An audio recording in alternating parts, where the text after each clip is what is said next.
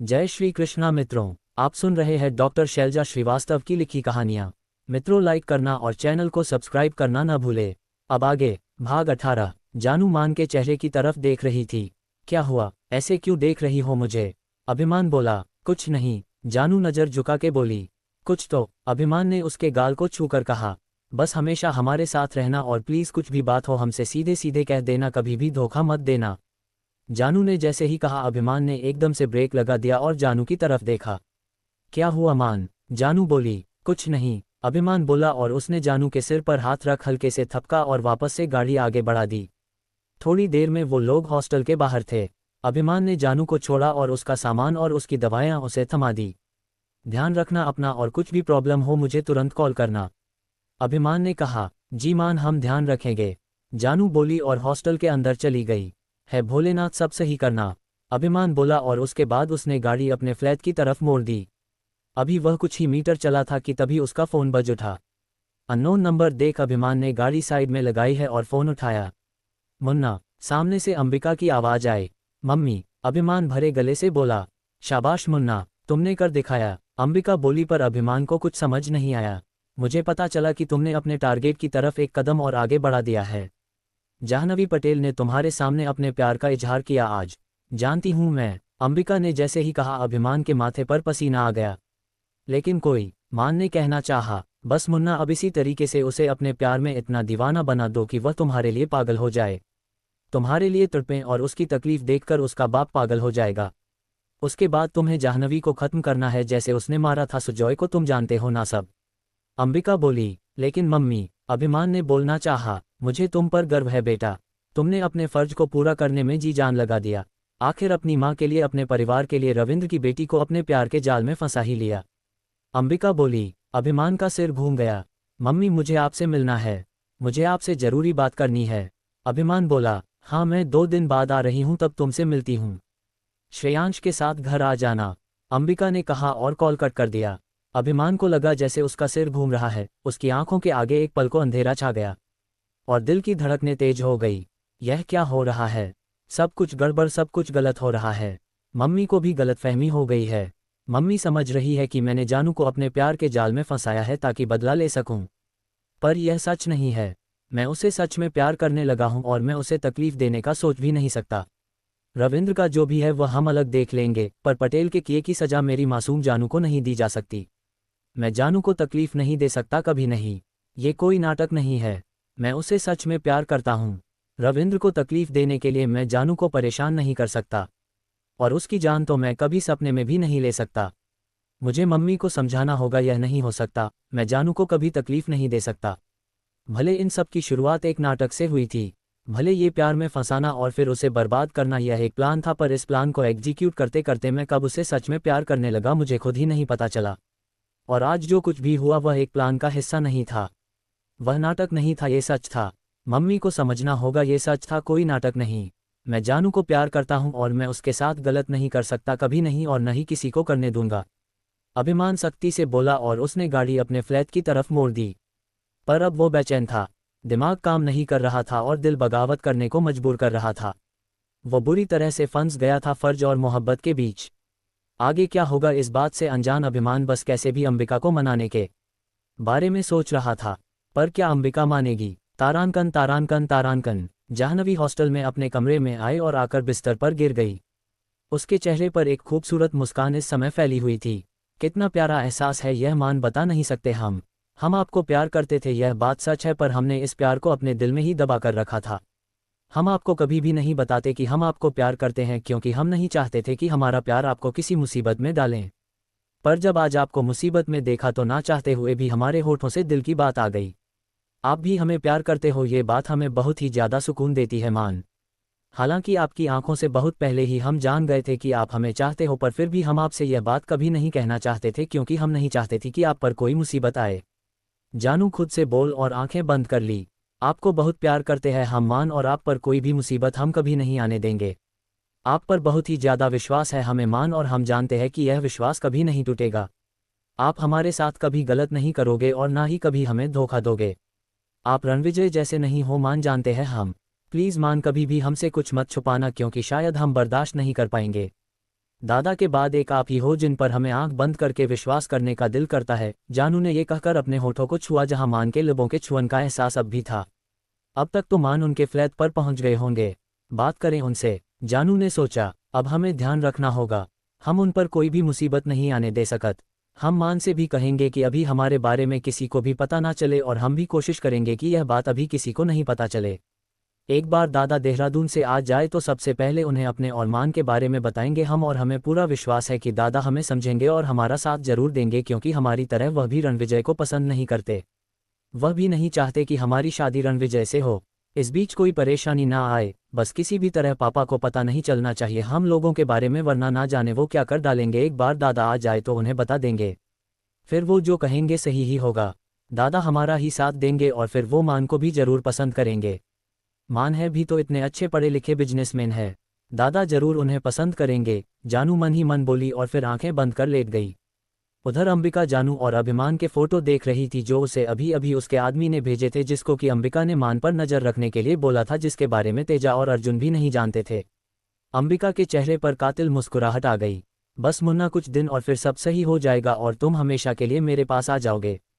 तुमने उस लड़की को पूरी तरीके से अपने कब्जे में ले लिया है, ठीक उसी तरीके से जिस तरीके से कविता ने मेरे सुजॉय को अपने झांसे में लिया था। सुजॉय को दीवाना बना दिया और फिर उसके भाई रविंद्र ने सुजॉय की जान ले ली कविता के कारण। जब उसमें हिम्मत नहीं थी तो प्यार ही क्यों किया था।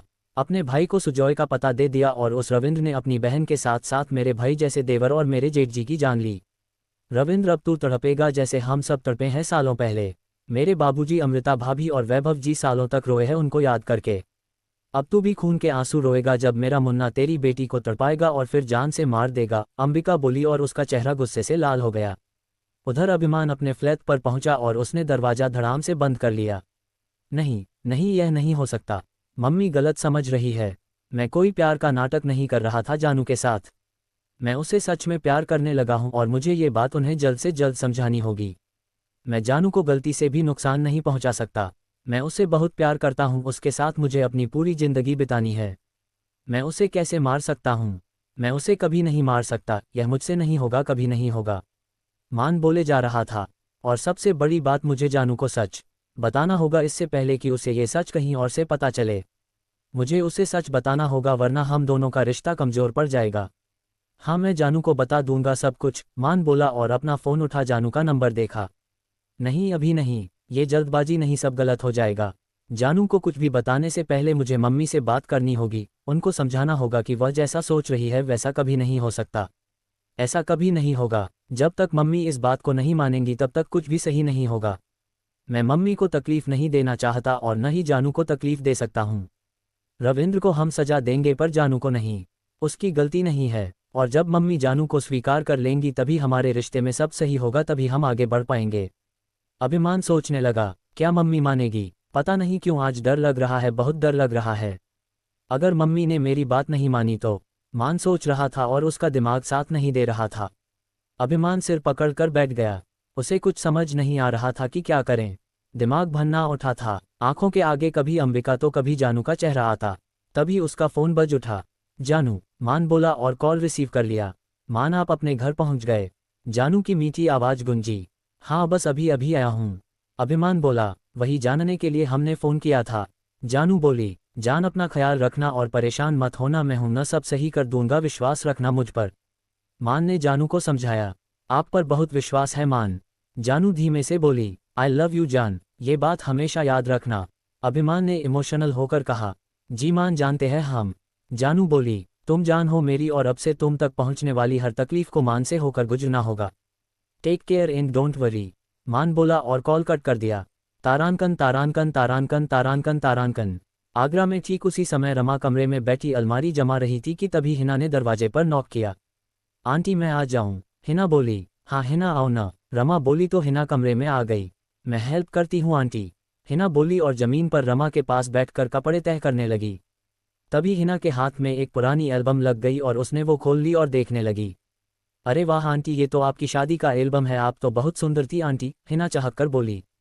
रमा मुस्कराए। अरे ये लोग कौन है? जानू की बुआ। ये जुड़वा है क्या? बिल्कुल एक सी दिखती है और ये बिल्कुल जानू जैसी है दोनों। अचानक से कविता और सविता की फोटो को देखकर हिना बोली। रमा ने उसके हाथ से एल्बम ले ली। कौन है ये आंटी, सही अंदाजा लगाया है ना मैंने। ये जाह्नवी की बुआ ही होंगी और ये तो बिल्कुल जाह्नवी की तरह दिख रही है। हिना ने फिर से एल्बम लेकर कहा। अरे वाह आंटी, ये तो आपकी शादी का एल्बम है, आप तो बहुत सुंदर थी आंटी, हिना चाहक कर बोली। रमा मुस्कराए। अरे ये लोग कौन है? जानू की बुआ। ये जुड़वा है क्या? बिल्कुल एक सी दिखती है और ये बिल्कुल जानू जैसी है दोनों। अचानक से कविता और सविता की फोटो को देखकर हिना बोली। रमा ने उसके हाथ से एल्बम ले ली। कौन है ये आंटी, सही अंदाजा लगाया है ना मैंने। ये जाह्नवी की बुआ ही होंगी और ये तो बिल्कुल जाह्नवी की तरह दिख रही है। हिना ने फिर से एल्बम लेकर कहा। हाँ ये जाह्नवी की बुआ है दोनों, कविता और सविता। जुड़वा थी दोनों। रमा बोली। वाह बहुत खूबसूरत है, वैसे कभी देखा नहीं आज तक। कहीं दूर रहती होंगी ना? हिना कपड़े तय करती हुई बोली। कविता अब इस दुनिया में नहीं है और सविता। कहते कहते रमा रुक गई। हिना ने उसकी तरफ देखा। सविता बुआ कहाँ रहती है आंटी? हिना बोली। वो सविता। रमा बोलने को हुई कि तभी उसका फोन बज उठा। नंबर देखते ही रमा की आंखें फैल गई। वो उठकर दूर होकर बात करने लगी। हिना कान लगाकर सुन रही थी। क्या आज फिर जिद कर रही है? फिर से दौरा पड़ा है? ठीक है मैं आती हूँ, रमा बोली और कॉल डिस्कनेक्ट कर दिया। हिना मुझे ज़रा बाजार जाना है, मैं निकलती हूँ, रमा बोली तो हिना उठ खड़ी हुई। ठीक है आंटी मैं भी जाती हूँ, मुझे भी एक फ्रेंड से मिलना है, हिना बोली और बाहर निकल एक नंबर डायल किया। कुछ ही समय में एक ब्लैक कार चौराहे पर आकर रुकी। हिना ने अपना चेहरा दुपट्टे से ढका और उस कार में जा बैठी। थोड़ी देर में रमा बाहर आए और एक ऑटो में बैठ निकल गई। हिना के इशारे पर कार ड्राइवर ने गाड़ी रमा के ऑटो के पीछे लगा दी। रमा ऑटो में बैठकर निकल गई थी। ऑटो सड़क पर दौड़ा जा रहा था और ऑटो के पीछे ही वो गाड़ी थी जिसमें हिना थी। थोड़ी दूर जाकर ऑटो एक घर के बाहर रुका। रमा ने ऑटो वाले को पैसे दिए और अंदर चली गई। हिना की गाड़ी बाहर ही रुक गई। यह क्या है और यह कहाँ और किसके पास आई है रमा आंटी? वह तो कह रही थी कि वह मार्केट जा रही है। हिना ने दरवाजे पर लगे नेम प्लेट पर नाम पढ़ा, रमाकांत सिंह, और वह कुछ देर वहीं रुकी रही। रमा घर के अंदर पहुंची जहां उसकी ही उम्र के कपल बैठे हुए थे। आओ दीदी, वो आदमी उठकर बोला। कांत भैया कैसी हैं वो? क्या हुआ? रमा ने चिंता के साथ पूछा। वैसे तो नॉर्मल ही रहती हैं पर ना जाने क्यों एकदम से हाइपर हो गई थी और आज फिर से चीखना चिल्लाना शुरू कर दिया। रमाकांत बोले। भाभी क्या हुआ? रमा ने वहां बैठी औरत की तरफ देखा। दीदी हम अपनी तरफ से पूरी कोशिश कर रहे हैं पर आप भी जानती हो हम उन्हें बाहर नहीं ले जा सकते, ना ही डॉक्टर को दिखा सकते हैं। यहाँ पर हमने नर्स का इंतजाम कर रखा है जो उनका पूरा ख्याल रखती हैं। वह नॉर्मल ही रहती हैं और शांत रहती हैं अपने कमरे में। आज ना जाने क्यों एकदम से हाइपर हो गई और आपसे मिलने की जिद करने लगी। औरत बोली। ठीक है मैं देखती हूँ, रमा बोली और घर के अंदर बने एक कमरे में चली गई। कमरे के अंदर बिस्तर पर एक औरत लेटी हुई थी। शरीर से काफ़ी कमज़ोर लग रही थी और कुछ खोई हुई थी। उदासी के बावजूद उसके चेहरे का सौंदर्य अनुपम था। रमा के जाते ही सिस्टर बाहर निकल गई। रमा पलंग पर बैठी और उसने धीरे से उस औरत का हाथ अपने हाथों के बीच ले लिया। उसने रमा को देखा और एकदम से उठकर बैठ गई। रमा ने उसके गाल पर प्यार से हाथ लगाया और अगले ही पल वो रमा के सीने से लगकर रोने लग गई। भाभी कब तक मुझे यहाँ रहना पड़ेगा? पूरी जिंदगी यहीं पर रहते रहते निकल गई, इससे तो अच्छा भैया उस दिन मुझे मार ही देते। उस हमले में मेरी जान ही निकल जाती तो अच्छा था भाभी। आपने मुझे क्यों बचाया, तालाब से बाहर निकाला, मुझे ये कैद की जिंदगी देने के लिए? वह रोते हुए बोली। शांत हो जाओ सविता, रमा बोली तो सविता ने उसकी तरफ देखा। मैं तुम्हें कैसे मरने दे सकती हूँ सविता, तुम मेरे लिए बिल्कुल मेरी छोटी बहन की तरह हो। रमा ने उसका सिर सहलाया। पर भाभी मैं कभी खुश नहीं रह सकती, मेरा सब कुछ छीन लिया गया और ऐसी जिंदगी का भी क्या करूंगी मैं? ना ही मेरे पास कोई भी मेरा अपना है और न परिवार। वर्मा जी का भी आज तक कुछ पता न चला, वो तो मुझे ऐसे भूले कि पलट कर नहीं देखा। ब्याह किया था हमने और वो मुझे उस दिन लेने आने वाले थे पर नहीं आए भाभी, सविता बोली और गले में पड़े मंगलसूत्र को मुट्ठी में भींच लिया। भैया ने उन्हें ढूंढने की बहुत कोशिश की पर उनका कुछ पता न चला, शायद तुम्हारे भैया ने कविता वाजपेयी परिवार के साथ ही वर्मा परिवार को भी खत्म कर दिया हो। रमा ने धीरे से कहा। नहीं भाभी ये नहीं हो सकता, मेरी तो सांसें ही उनके इंतजार में चल रही है क्योंकि मैं जानती हूँ वो मुझे कभी धोखा नहीं दे सकते, जरूर वो मजबूर रहे होंगे। सविता दुखी हो गई। शायद, रमा बोली। खैर उनसे क्या शिकायत करूं, उनसे तो रिश्ता कुछ महीनों का था जब मेरे सगे भाई ने कोई कसर न छोड़ी। मेरे खुद के भाई ने मेरी जान लेने की कोशिश की, मेरे भाई ने मुझसे मेरा सब कुछ छीन लिया, फिर आपने मुझे क्यों जिंदा रखा है भाभी? सविता दुखी हो गई। बस कुछ दिनों की बात है सविता, सब कुछ ठीक हो जाएगा, मैं वादा करती हूँ सब कुछ ठीक हो जाएगा। करण अपने पैरों पर खड़ा हो चुका है। एक बार जानू की शादी किसी अच्छे घर में हो जाए उसके बाद मैं जानू और करण को भी तुम्हारे बारे में बता दूंगी। बस कुछ दिनों की बात है सविता, सब कुछ ठीक हो जाएगा। मैं वादा करती हूँ सब कुछ ठीक हो जाएगा। करण अपने पैरों पर खड़ा हो चुका है। एक बार जानू की शादी किसी अच्छे घर में हो जाए उसके बाद मैं जानू और करण को भी तुम्हारे बारे में बता दूंगी। सविता ने भरी आंखों से रमा को देखा। क्या मेरे जिंदा होने का सच जानकर भैया शांत बैठ गए? वो मुझे फिर से मारना नहीं चाहेंगे क्या? क्या बच्चे समझेंगे मुझे और मेरे हालातों को? सविता बोली, कोई अब कुछ नहीं कर पाएगा क्योंकि करण आपने बाप पर नहीं गया। वो अलग है, एकदम अलग। और इस बार कुछ गलत नहीं होगा। तुम्हारे भैया जैसे भी हो पर मुझे मेरे बच्चों पर पूरा विश्वास है। मेरे बच्चे मेरा साथ देंगे और तुम्हें जल्दी इस जिंदगी से आज़ादी मिलेगी और तुम एक अच्छी जिंदगी जियोगी हम सबके साथ। रमा ने सविता को समझाया। सबके साथ न जाने कब कितने साल हो गए हैं भाभी मुझे यूं छिपकर रहते रहते। मैं मानती हूं कि कांत भैया और भाभी मेरा पूरा ख्याल रखते हैं, मुझे कभी भी घर की कमी महसूस नहीं होने देते। जो प्यार मुझे मेरे मायके में मिलना चाहिए था वह प्यार मुझे आपके मायके में मिल रहा है। जब तक माँ जिंदा थी उन्होंने भी मुझे अपनी बेटी की तरह प्यार किया और उसके बाद भैया भाभी भी मुझे प्यार करते हैं। पर मैं इस घर में कैद रहते रहते थक गई हूँ भाभी, प्लीज़ मुझे बाहर जाने दो। सविता ने हाथ जोड़ लिए। अभी समय नहीं आया है सविता।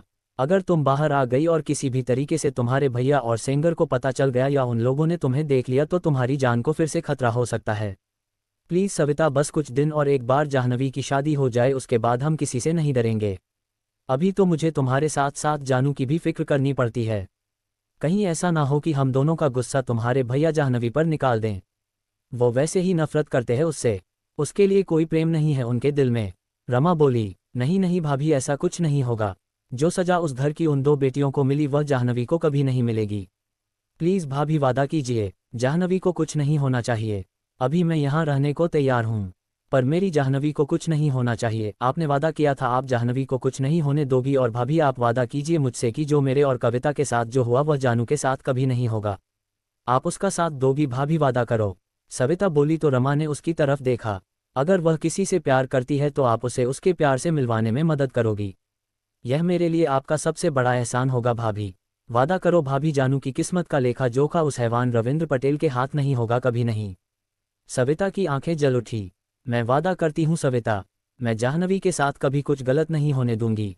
मैं मेरी बच्ची के साथ कुछ भी गलत नहीं होने दूंगी, कभी नहीं होने दूंगी। भले आज तक पत्नी धर्म निभाते हुए मैं तुम्हारे भैया के खिलाफ नहीं गई, पर जब बात मेरे करण और जानू की आएगी तो ये माँ सिर्फ माँ धर्म निभाएगी। रमा कठोरता से बोली, थैंक यू भाभी। जब सारी दुनिया ने मेरा साथ छोड़ दिया, जिसका हाथ पकड़कर घर छोड़ने का निर्णय लिया था वह भी मुझे छोड़कर चला गया। मेरे भाई ने मुझे जान से मारने की कोशिश की, मेरी माँ भी मेरा साथ नहीं दे पाई, तब आपने मेरा साथ दिया और आपकी माँ और आपके भैया भाभी ने मुझे इस घर में सहारा दिया।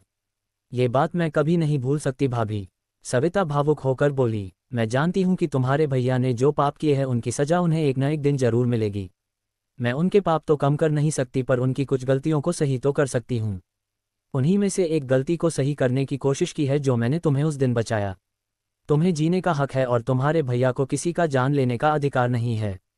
मैं अगर उस दिन घर में होती तो कविता को भी कुछ नहीं होने देती। भले मेरी जान चली जाती, पर इस बात का अफसोस मुझे हर समय रहेगा कि जब कविता को मेरी ज़रूरत थी मैं उसके पास नहीं थी। मैं अपने मायके में थी और इतनी बड़ी घटना हो गई, मुझे खबर नहीं हुई और तुम्हारे भैया ने कविता को ख़त्म कर दिया। अगर मैं वहाँ होती तो कविता को कुछ नहीं होने देती। जब भगवान ने मुझे तुम्हें बचाने का मौका दिया तो मैं तुम्हें कैसे मरने देती। रमा ने सविता के आंसू पोंछकर कहा, थैंक यू भाभी। सविता ने भरी आंखों से कहा, तुम यूं चिंतित होकर खुद की तबीयत न खराब किया करो। तुम बिल्कुल मेरे लिए मेरी छोटी बहन हो सविता, और देखना जल्दी तुम्हारे जीवन में सब कुछ सही होगा। रमा ने सविता को अच्छे से समझाया, अब कुछ भी सही नहीं होगा भाभी। अगर मैं दुनिया के सामने आ भी जाऊंगी तो क्या फ़ायदा है? कोई मुझे नहीं पहचानेगा, मेरा कोई अपना कहने के लिए नहीं बचा है। सविता फिर से दुखी हो गई। हम सब हैं ना तुम्हारे अपने, और फिर जाह्नवी और कारण भी तुम्हारे अपने हैं। अभी तो हिम्मत रखनी है, अपने दिमाग को शांत रखा करो और भैया भाभी का सपोर्ट करो। अगर तुम इस तरीके से हाइपर होकर बीमार हो जाओगी तो हम तुम्हारे इस घर में रहने की बात को छिपा नहीं पाएंगे और फिर तुम्हारे साथ कुछ गलत भी हो सकता है, जो मैं बिल्कुल भी नहीं चाहती हूँ। एक बार जानू की शादी होकर उनका घर बस जाए उसके बाद जानू और करण दोनों को तुम्हारे बारे में बताऊंगी और दोनों को तुमसे मिलाने भी लाऊंगी। उसके बाद आगे क्या फैसला लेना है जानू और कारण तय करेंगे। रमा ने कहा, ठीक है भाभी, मैं ध्यान रखूंगी, शिकायत का मौका नहीं दूंगी, खुद को शांत रखने की कोशिश करूंगी। सविता बोली। रमा मुस्कराए। क्रमशः डॉक्टर शैलजा श्रीवास्तव।